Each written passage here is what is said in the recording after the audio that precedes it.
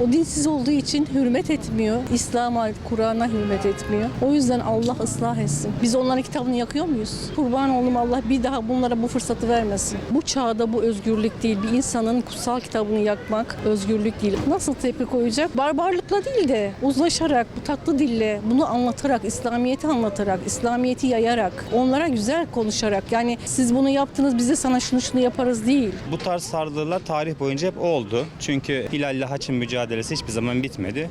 O yüzden de bu tarz provokasyonlar her zaman olmuştur, olmaya da devam edecek. İnsanların kutsalına karşı olan bu tarz şeyleri hiçbir zaman kabul etmemiz mümkün değil. Yani ne bir Müslümanın, bir Hristiyanın kutsalına saygısızlık etmesi veya tam tersi başkalarının da bizim kutsallarımıza saygısızlık etmesi tasvip edeceğimiz bir davranış değil. Yani kişisel özgürlük dediğimiz zaman aklımıza gelen her şeyi, hele ki bu milyarlarca temsilcisi olan bir dinin kutsalına olduğu zaman yani burada bir kişisel haktan veya özgürlükten bahsetmek mümkün olmasa gerek. Tepki koymadığımız zaman bu bir yerden sonra artık alışılıyor ve normalleşiyor. Bunun normal bir davranış olmadığını karşı tarafa da hissettirmek gerekiyor ama bunu haddi aşmadan ve karşı tarafa kendimizi haksız göstermeyecek şekilde mutlaka tepkilerin gösterilmesi gerekiyor. Allah Azze ve Celle onun cezasını fazlasıyla zaten hem bu dünyada hem öbür dünyada verecektir. Bu Allah'ını tanımayana kul olarak bizim yapmamız gereken biz kimiz ki? Biz miren zerreyiz. Allah Azze ve Celle onun cezasını fazlasıyla versin. Allah onu kahru perişan etsin.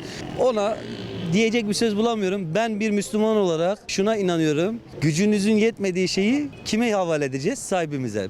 Ben onu Allah'a havale ediyorum şahsım adına. Nasıl bir tepki? Örnek yaşantımızda abicim.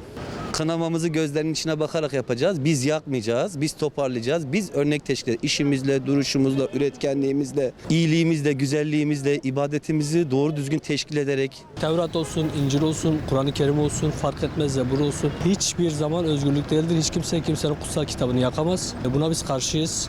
Toplanıp gerekirse miting, gerekirse büyük elçinin önünde toplanmaları lazım. Protesto yapmaları lazım. Gerekirse bütün ümmet-i Muhammed hepsinin ayaklanması lazım bu konuda.